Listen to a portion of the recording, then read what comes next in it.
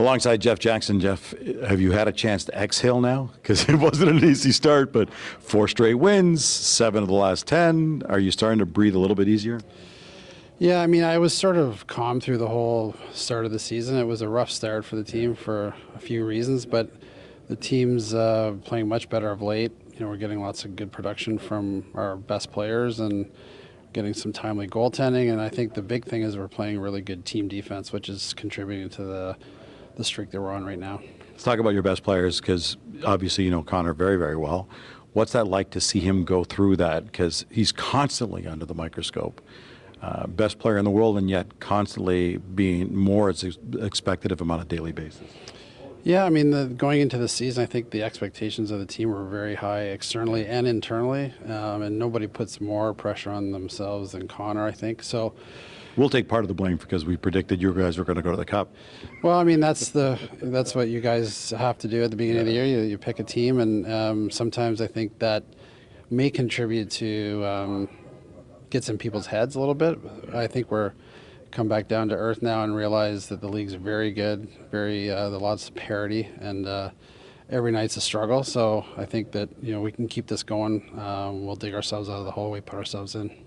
What's it like in terms of a sense of urgency for you personally, as the guy who wants to keep these guys, both Connor and Leon, long term in Edmonton, and you're looking at Leon next year goes into the final year of his deal. You've got this window for Draisaitl and McDavid. What's the sense of urgency on a timeline that way? Well, I said it in my opening media availability when I got the job. I think that our job is to be there competing for the Cup. There's urgency to it. There's windows, but these guys are young still. There's lots of runway for them. It's not do or die, but we've got to be there competing every year, and so that's part of the equation. Is just making sure that we're in the mix to try to win. It's really hard to win a Stanley Cup. It's you can predict at the beginning of the year, on paper this team looks great. It's time to win, but you got to stay healthy, and you got to play. All things have to work. And the cap makes it tough, right? I mean, we're here at the Board of Governors, and it looks like you're probably going to get a $4 or $5 million increase in the cap. That's got to help, but it's tough for you when you're trying to figure out, how do I fix my goaltending situation? How do I fix my blue line when there's just no finance available? Yeah, I mean, it's been unfortunate when COVID hit and everything sort of like ground to a halt.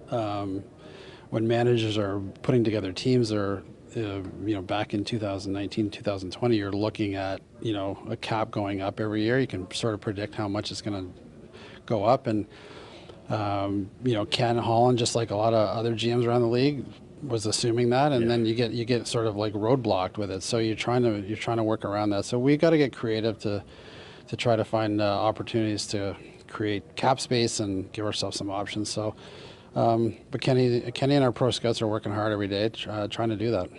You and I have known each other for a long time. Did you ever imagine it would be this difficult to transition in terms of what this job entails? I'm not finding it difficult. I mean, it's challenging. Is that a better word? It's challenging. I think that the start has made it even more so. But I'm coming in with a long-term view again, but also looking at that urgency in the short term for our key players, and just trying to do the best job we can every day, and making small steps to make us better in the long run. I appreciate this. Thanks. Thanks, Gino.